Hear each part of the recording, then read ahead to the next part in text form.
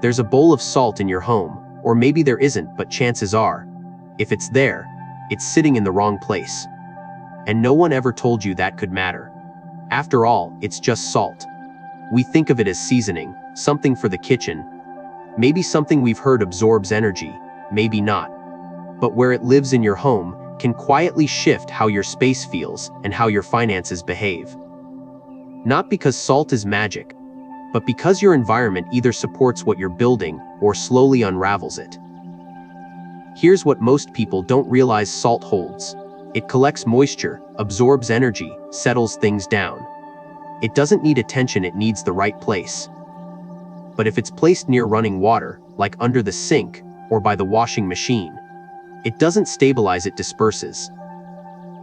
If it's left in the dark, collecting dust in a corner, it doesn't absorb negativity, it simply becomes part of it. And if it's sitting where the air doesn't move, it doesn't clear, it stagnates. Most homes are full of these overlooked details. We decorate, we clean, we organize. But we rarely stop to ask, is the energy here supporting me, or slowly draining me? That's where the salt comes in. It's not about superstition, it's about pattern, placement, intention. And the truth is, if you've been feeling like your money slips away faster than it comes in, like unexpected costs keep showing up, or like your space just feels off no matter what you do, this tiny bowl might be part of the story. So before we talk solutions, pause for a second. Picture where your salt is, if you even know. Then ask yourself this: is it helping hold the life you're building? Or has it quietly been part of what's slipping away? Part 1: the most common places people put salt. Mistake 1: near the stove or oven. If there's one place people instinctively place a bowl of salt, it's near the stove. It feels right. The kitchen is where we prepare meals, where warmth lives, where family gathers, even if it's just around leftovers on a Tuesday night. We're taught, sometimes without words, that the stove is the heart of the home, so we place objects there we hope will protect it. Salt, a candle, a charm from a vacation. But the stove is also where fire lives. Not metaphorical fire, real, constant, dry heat. And salt, by its nature, doesn't harmonize with heat. It doesn't thrive on being cooked or warmed. It absorbs. It stabilizes. And when placed in a space filled with flames, smoke, steam, and constant energy spikes, it stops doing its quiet job. It dries out. It burns out. It cracks. Most people don't notice because it's slow. A bowl of salt on the counter, near a burner, might sit there for weeks or months. It might clump. It might shrink. But energetically it's overwhelmed. Instead of absorbing stale or heavy energy, it takes in the rush of heat, the splatter of grease, the vibration of rushed dinners and overcooked nights. And in that chaos, it loses its purpose. The intention behind it, if there was one, gets drowned out by the noise of daily life. In some homes, it turns into a kind of neutral zone, not doing harm, but not helping either. In others, it becomes a passive collector of frustration, the kind that lingers even when the dishes are done. And here's the deeper cost: the kitchen, especially the stove, governs not just physical nourishment, but symbolic abundance. If your salt is overwhelmed here, it can't protect that flow. It might even amplify the sense that no matter how much you cook, how much you clean, how much you try, there's always something just slightly off. Meals taste flat. Groceries feel more expensive. Conversations over dinner feel tense, short, or scattered. This isn't drama, it's micro patterns, a rhythm that turns into routine. And the salt, like a silent witness, is soaking in all of it. So why do we keep putting salt there? Because it feels traditional. Because it feels like the place it should go. But should isn't always right. Especially when what you want is to shift something that hasn't been working. Placing salt near fire is like putting a sponge in a storm. It might absorb for a moment, but eventually, it gets washed away. And in doing so, it can quietly take your sense of financial steadiness with it.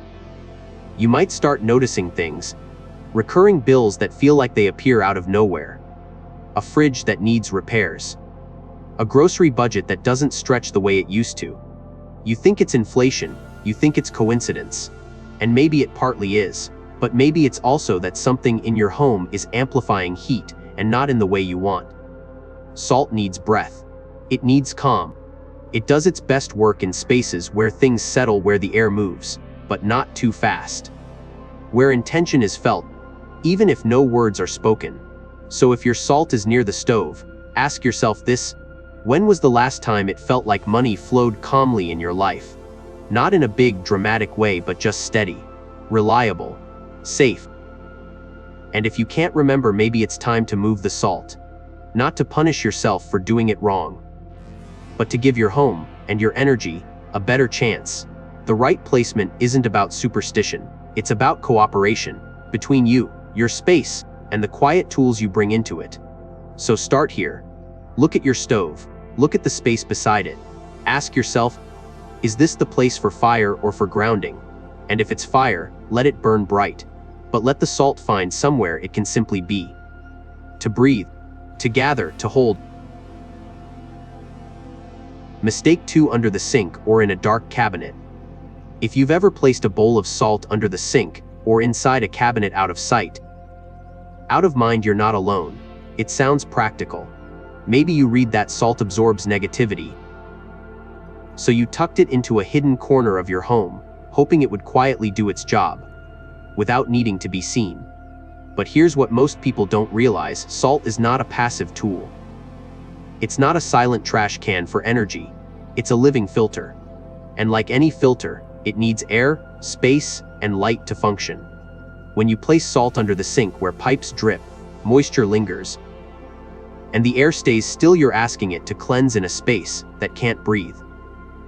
You're asking it to ground the energy of your home, in a place where even oxygen struggles to reach. Darkness and dampness aren't neutral, they are magnets for stagnation. And when salt sits in them for too long, it doesn't just stop working, it becomes part of the problem. It doesn't purify, it collects. It clings to the very things it's supposed to draw out. Moldy thoughts, financial fatigue, the weight of I don't know why, but things just don't feel right lately. And let's be honest, under the sink is where we shove what we don't want to deal with. Cleaning supplies, trash bags, half-used bottles of something we meant to throw out. When you place salt there, it absorbs the emotional energy of avoidance, of procrastination, of I'll handle this later, and slowly, that energy echoes through the rest of the house, not in loud crashes but in quiet hesitations, forgotten bills, unfinished projects, decisions postponed again and again. That's the part people rarely connect. What we hide in the house becomes what we avoid in our lives. Salt, hidden in a closed cabinet or under the sink, mirrors the way we sometimes hide from our own financial truths. We think it's just a bowl, but energetically, it's like shutting a window and wondering why the room feels stuffy. Salt can't do what it was meant to do if it never sees light. It can't refresh the energy of your space if it's buried in stale air. And the cost isn't dramatic, but it's persistent. You start to feel like your money doesn't stretch the way it used to, like your motivation is off, like the home feels heavier even when it's clean. It's not just the salt, it's the message that what holds and filters your energy is being kept in a space you wouldn't want to spend time in yourself. And that message, quiet as it is, shapes how your home holds abundance. That's why placement matters. Not because salt is magical, but because intention is. If you're going to bring something into your home to stabilize energy, don't hide it in a place filled with what you've avoided. Instead, ask yourself, where does my home feel clear? Where does it feel calm? Where is there enough breath, enough light for this small object to do its silent work? Under the sink is not that place. And once you move it, once you take it out of hiding, you might notice something subtle start to shift. A little more clarity, a little less hesitation. The feeling that something you didn't realize was stuck just let go. That's what proper placement gives you. Not instant wealth, but a more stable space for it to land. Not control over everything, but a home that no longer echoes back what you're trying to release. So look again. Under the sink, inside that cabinet, ask yourself what else you've tucked away. And then, gently, bring it out into the light, starting with the salt. Mistake 3, on an altar or with spiritual objects. Placing salt on an altar or next to spiritual objects might seem like the most respectful choice. After all, this is where intention lives, where prayers are whispered, where candles burn gently, where reminders of peace and protection are kept. It feels right to add salt here. It feels sacred. But that's exactly why it's often not the best place for it. Salt doesn't need worship. It doesn't carry a spiritual agenda. It's simple, grounded, practical, and when you place it in a space charged with layered intentions, hope, grief, memory, protection, it starts to carry more than it's built to hold. That's the difference between clarity and noise. An altar, by nature, is already full of symbols, emotions, generational energy, quiet burdens and soft wishes. Adding salt into that mix might seem harmless, but it quietly dilutes its role. Instead of being a filter for the space, it becomes part of a conversation it was never meant to join. And in that mix, it loses effectiveness, not by failing but by absorbing too many things at once. In some homes, the altar becomes a resting place for everything emotional. A photo of someone gone, a trinket from a time you miss, a candle that only gets lit when things feel heavy. Salt, in that environment, becomes saturated with longing. It holds on to the emotional weight of the space. And when that happens, it doesn't ground, it lingers. It doesn't cleanse, it collects. The energy becomes sticky, sentimental, not bad but not moving. And movement is what salt is made for. Its quiet role is to help clear what's ready to go, not to hold what we're still clinging to. So if your bowl of salt is sitting beside sacred objects, ask yourself, is it there to do a job or because you didn't know where else to put it? Is it offering clarity or simply absorbing emotional noise? Sacred spaces deserve respect, but they also deserve clarity of purpose.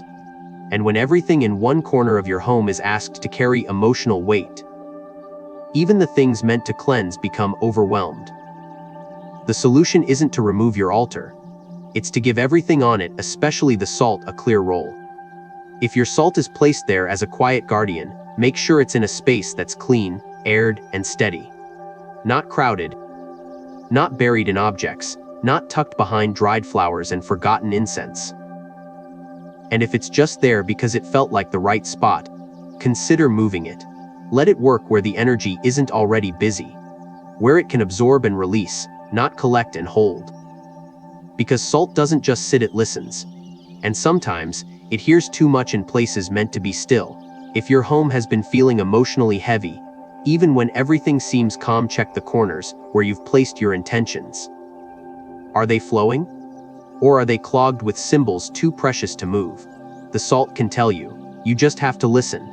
And sometimes, that starts by giving it space to breathe. Part 2: Signs your home is leaking energy. Sometimes, your home tells you something is off before you can name it.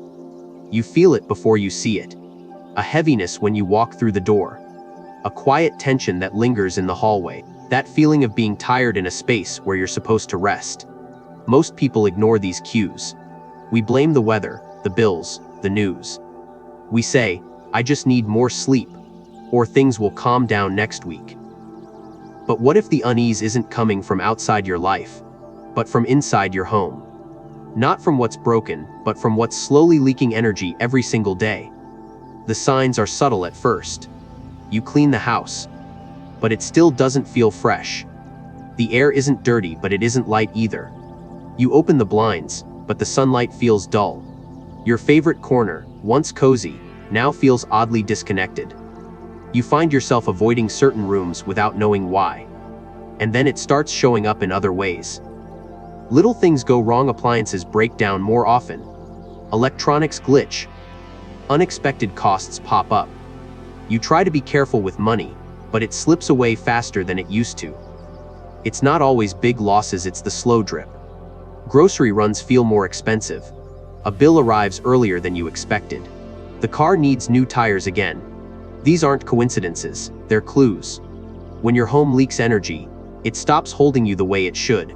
It becomes a place of output where everything flows out and nothing stays. Where money comes in but doesn't linger.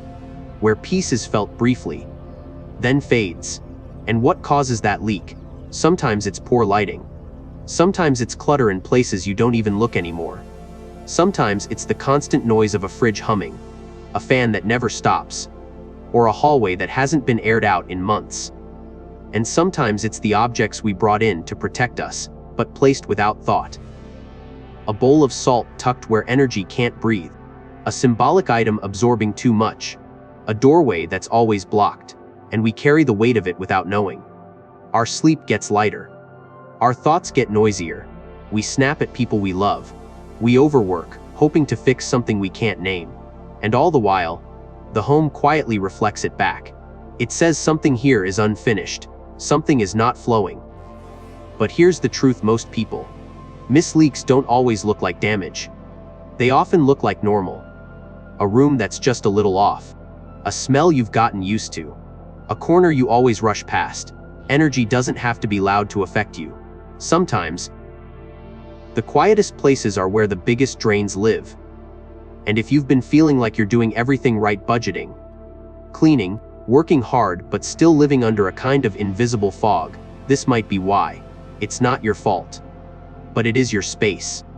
And spaces respond to what we allow, where we pay attention, and what we choose to leave untouched. When a home supports you, it holds energy like a vessel. It amplifies what's good and grounds what's difficult. But when it starts leaking through forgotten spaces, blocked pathways, objects that no longer serve you, feel it in ways that don't always make sense. That's why it matters to listen. To walk slowly through your own home and ask, where does the energy feel thin? Where does it feel thick? What corners feel like they've been ignored, not just physically but emotionally? What rooms feel like they're stuck in last year's version of you? You don't need to make big changes. You don't need to remodel or spend money. But you do need to notice. And when you do, start small. Open a window that stayed shut too long. Clear a drawer you haven't looked into since spring. Move the bowl of salt from a dead space to one with breath. Because when you shift energy just a little, you shift the way your home holds you. And when your home holds you better, your life starts holding more too. More peace, more clarity, more room for the things you've been working so hard to welcome in. Part 3: The best place to put salt. Option 1: near the front door. If energy enters your home through one place, it's the front door. Everything begins there: guests, groceries, mail, light, air, intention. And yet, it's also where energy is most easily lost. Not in obvious ways, but in subtle ones: the keys tossed without thought, the shoes piled in a rush, the packages left unopened.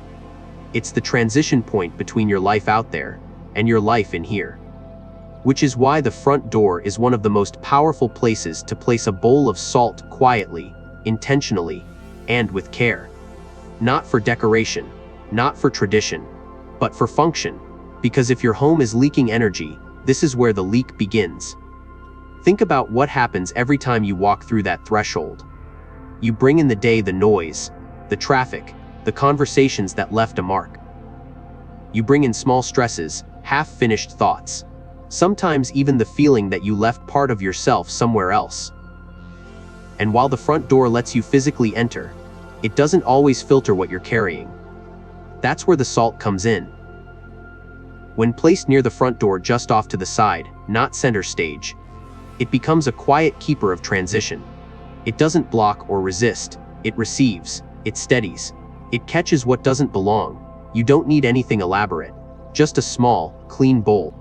Ceramic or glass, coarse salt, a clear intention. Place it on a console, a shelf, or even a windowsill nearby. Somewhere light can reach, somewhere air can pass through, somewhere you see without staring. Its job isn't to be admired, it's to work. And when it works, something shifts.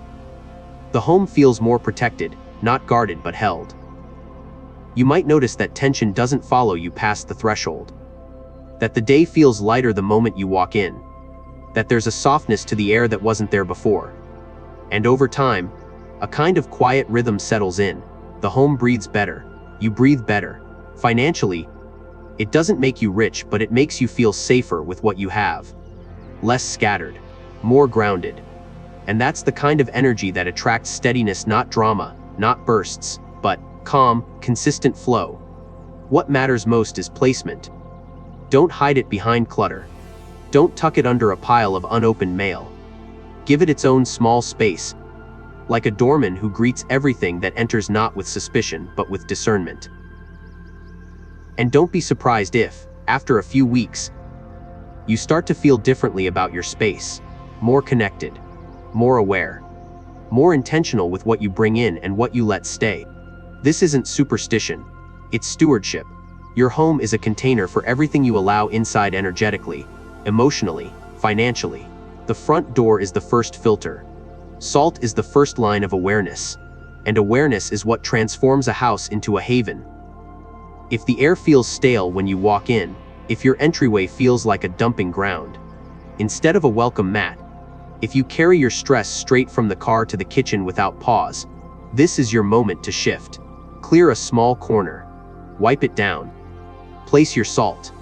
Give it a chance to work, not by magic, but by presence. Not because it will change your life, but because it will remind you that you have the power to. And that reminder, showing up every time you walk through the door, might just be enough to change the tone of everything else. This is your entrance. Let it feel like one. Let it open into something steady. Let the first energy that meets you be something that says you're home and you're held. Option 2, right-hand side as you enter. There's something quietly powerful about the spaces we pass every single day without thinking. The small table just inside the front door. The shelf that holds your keys.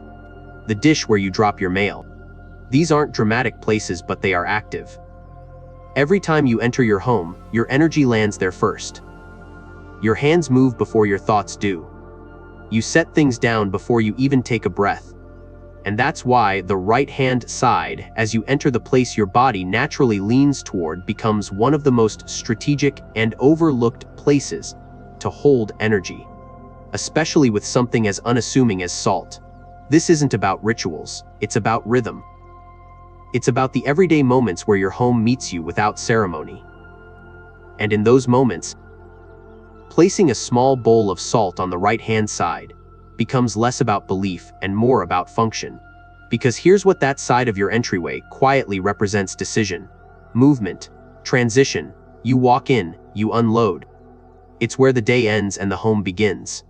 And if that space is cluttered, chaotic, or ignored, it can quietly shape how grounded you feel the moment you cross the threshold. Salt in that spot doesn't just cleanse. It holds. It steadies. It creates a pause, a place where your daily patterns touch something intentional. You don't need a fancy setup, a simple tray, a small bowl, clean salt, maybe a coin or two if it feels right. Let it be next to your essentials but not buried. Let it be visible but not decorative. Let it do its job without needing attention. Over time, it becomes part of your routine. You walk in, drop your keys, glance at the salt, and without thinking, you feel a little more settled. A little more anchored. Like you're not just entering your home but arriving in it. The right-hand side works especially well for those who feel financially scattered. For those whose thoughts race as soon as they step inside. For those who carry their to-do list in with them, instead of leaving it at the door. Salt in that space gently interrupts that pattern. It says, before you get swept into the noise, pause here. Let something hold you first. You might not notice the change right away, but slowly, it builds. Fewer misplaced things, less rush. A growing awareness that this part of your home is no longer just a drop zone, but a landing place. A moment of care. And when you care for your thresholds, your energetic in-betweens, you care for everything that flows across them. That includes money, peace, clarity. These things don't need an altar. They just need a place to land. That's what the right-hand side offers. It's subtle, but it's consistent. And in a world that pulls us in 100 directions, consistency is rare and powerful. If your current routine feels chaotic, if you often feel like you're carrying the outside world too far into your personal space, try this shift. Clean the area. Remove the clutter. Make room, not for beauty, for breath, for stillness, for something quiet that works without being seen. Salt doesn't ask for belief, it asks for placement. And when you give it a place where movement meets pause, it does what it does best. It settles. It absorbs. It reminds you without saying a word that even the busiest parts of your life deserve calm. So as you enter your home today, glance to your right. What's there? What does it feel like? Is it holding what matters or just catching what's convenient? And if it's time to change that, you don't need to rearrange your life. Just clear a corner. Add salt. Let intention settle where your habits already live. That's where the shift begins, not with what you believe, but with what you choose to touch first when you come home. Option 3. If you run a shop. If you run a shop, you know the rhythm of money isn't just about numbers, it's about flow. It's about movement. It's about the space itself. A register isn't just a machine, it's the pulse of your business. Every transaction, every exchange, every moment of trust between you and your customers passes through that one point. And because of that, it's also one of the most vulnerable areas in your space. Not vulnerable in a dramatic way, but energetically. It's where energy enters and leaves constantly. People come in with all kinds of moods: joy, curiosity, distraction, tension. They browse, they talk, they leave a little of their energy behind.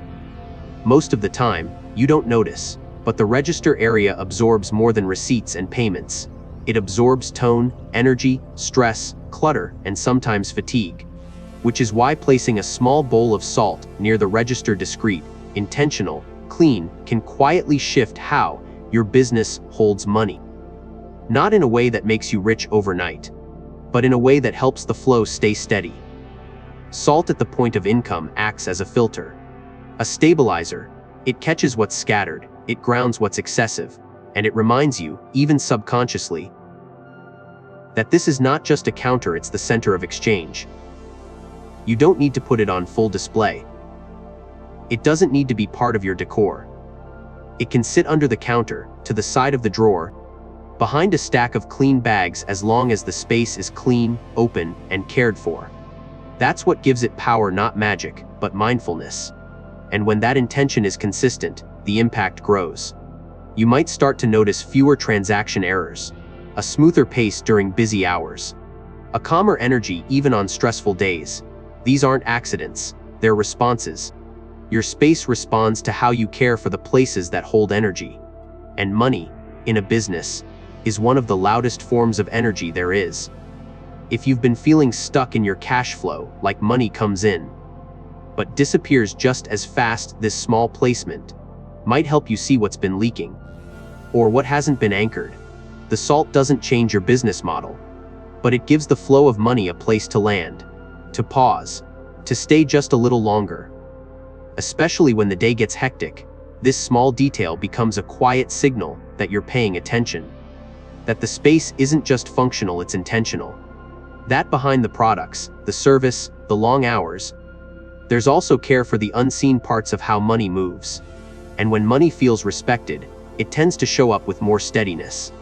That's the shift, not bigger sales but cleaner flow, not luck but less loss. So if you run a shop, pause for a moment. Stand where you usually stand. Look at the register, the drawer, the spot where payment changes hands. Ask yourself, is this space holding the kind of energy I want to grow? Is it clean? Is it calm? Is it ready to support more? And if it's not, start small. Wipe it down. Clear what doesn't belong. Add a bowl of salt. Let it sit without fanfare. Let it do its quiet work while you do yours. Because in a business, as in life, it's often the smallest details that decide what stays and what slips away. Part 4. How to prepare and maintain a steady salt bowl. A bowl of salt may look simple, but when placed with care, it becomes a quiet tool for balance, a way to absorb what no longer serves, to steady what moves too fast, and to hold the energy you want to keep. And like anything that works silently in the background, it deserves to be prepared with intention and maintained with quiet respect. Start with a bowl that feels clean and grounding to you. It doesn't have to be fancy ceramic, clay, or glass. Work well. Choose something simple, something that feels solid in your hands. This bowl isn't meant to be decorative, it's meant to do a job. Next, choose your salt. Coarse sea salt is ideal. It's natural, unprocessed, and energetically open. Fine salt can work too, but larger grains hold intention longer. Avoid colored or scented salts, they're made for the senses, not for energy. Pour the salt in gently. Let it fill about 2/3 of the bowl. You want space left for breath, for flow. It's not about volume, it's about presence. If you like, you can add a coin or two on top, clean pennies, nickels, or whatever holds meaning. Not as superstition, but as a quiet symbol of worth, of holding, of keeping. Where you place this bowl matters. It should sit where energy moves but doesn't rush. Somewhere the air can reach. Somewhere light can touch. And once it's placed, don't treat it like furniture. Check on it not obsessively, but mindfully. Every 30 to 40 days, refresh it. Not because it goes bad, but because, like anything that filters, it eventually fills up. When you're ready to replace it, don't just toss it into the trash. Salt that's done its job deserves to be released cleanly. Place it in a paper bag or wrap it in cloth. If you have a garden or outdoor space, you can return it to the earth. If not, toss it with awareness, thanking it quietly before you let it go. Then wash the bowl, let it dry fully, refill, recommit. Small rituals like this aren't about belief. They're about rhythm. And rhythm is what your home needs to stay aligned.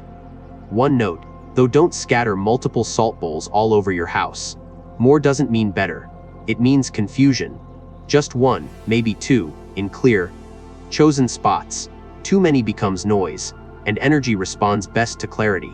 Over time, this simple practice becomes more than habit. It becomes a pause, a reset, a way of showing your home and yourself that you're paying attention.